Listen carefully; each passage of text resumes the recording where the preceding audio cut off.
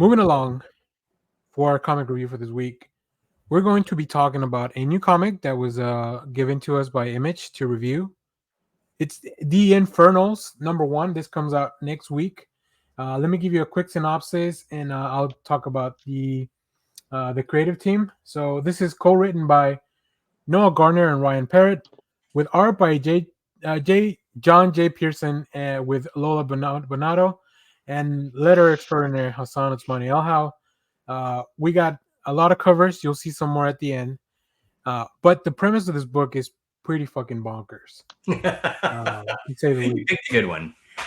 In this book, Abraham Abe Morgenstern, the son of Satan, has 1 month to live before he dies. He must decide which of his three wayward children, uh, volatile narcissist Nero, conflicted field operative Jackal, or troubled schoolgirl B, will inherit his shadowy empire. But will Abe be able to truly seize control of the apocalypse, or does the Antichrist have something else up his sleeve?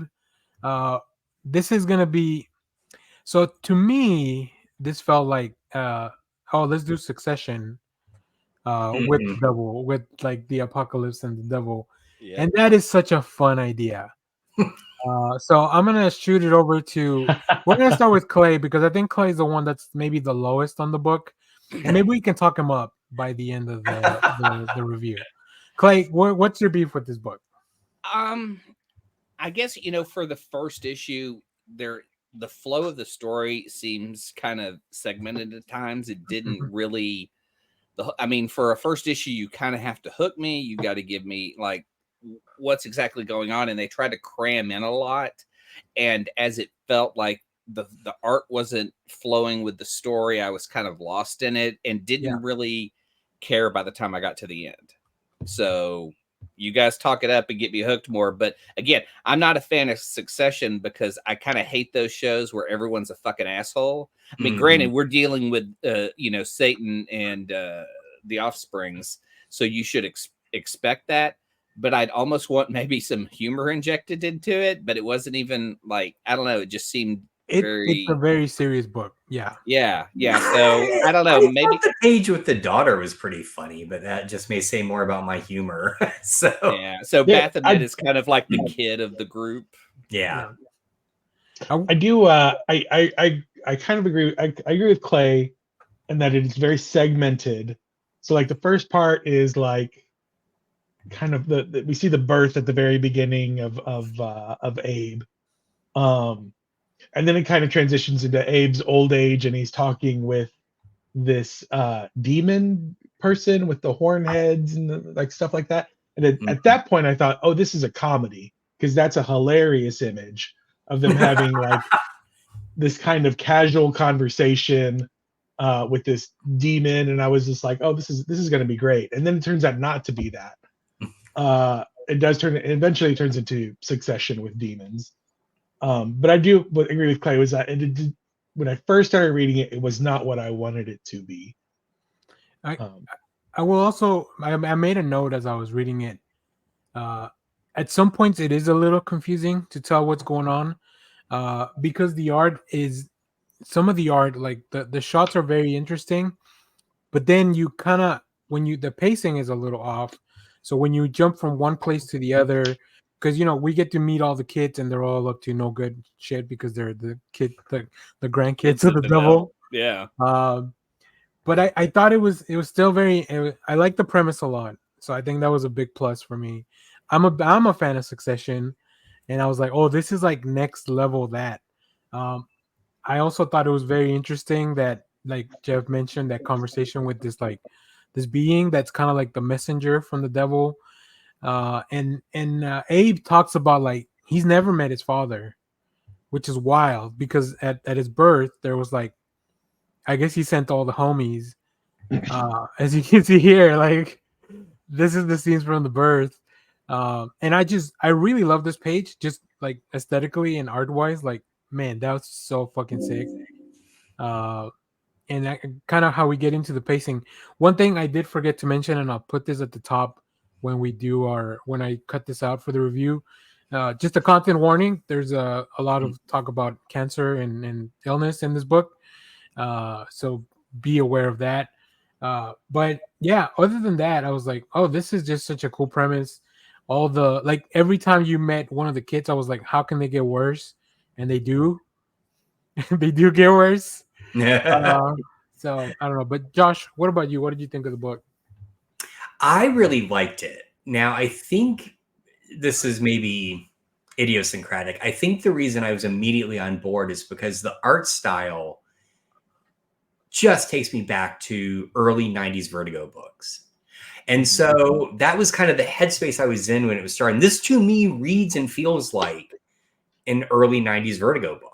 Like it just, the structure, the pacing. I mean, look at that shot of the guy smoking, or, Morgenstern smoking there on the right. Like that looks like it could be a panel from, Hellblazer or something. Yeah. Exactly. And so I think because that was the feels I got from it, I was just, I was okay with the way it was structured and pacing, because it feels very much like those books. You have no fucking clue what's going on until towards the end when you do, right? I mean, just think back to the first issue of Sandman.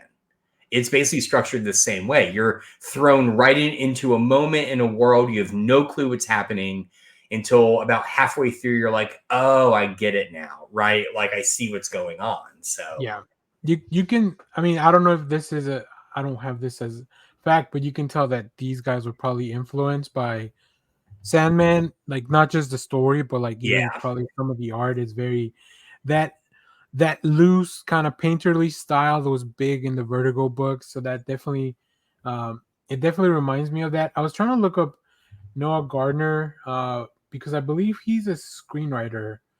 Yeah, I think he did he wrote Super 8, the Steven Spielberg film. And also Mission Impossible, Ghost Protocol. I hope this is the right Noah Gardner. I'm pretty sure it is. So yeah, I do get that. This does feel like, I don't want to be cynical, but like maybe some comic books are like, hey, here's what I had a pitch for a movie that never happened, maybe, or right, yeah. But we can still put it out there if we can find the right group, and probably Ryan Parrott, like he's been doing comics for a long time, so teaming up with like that could be a great way to put something fun like this. So I'm gonna stay on top of this. I think the thing at the end really hooked me. Like there's a few things that happened towards the end of the issue that really hooked me. So I'm very interested in how that's gonna play out. So is there anything else we need to discuss before we look at these fucking fantastic variant covers that I'm gonna pick up too many? The dialogue is a little 1980s Invasion USA sometimes. And that's the other thing that kind of turned me off. Again, I wanted that shot that you had pulled up where it was them having the conversation with the cigarette and stuff.